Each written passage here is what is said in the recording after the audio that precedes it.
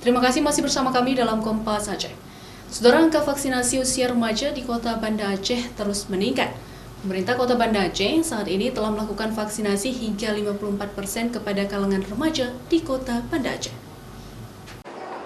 Sebanyak 54% dari jumlah target sasaran 25.043 remaja di Kota Banda Aceh telah melakukan vaksinasi dosis pertama. Sedangkan untuk dosis kedua masih dalam tahap pelaksanaan vaksinasi oleh petugas.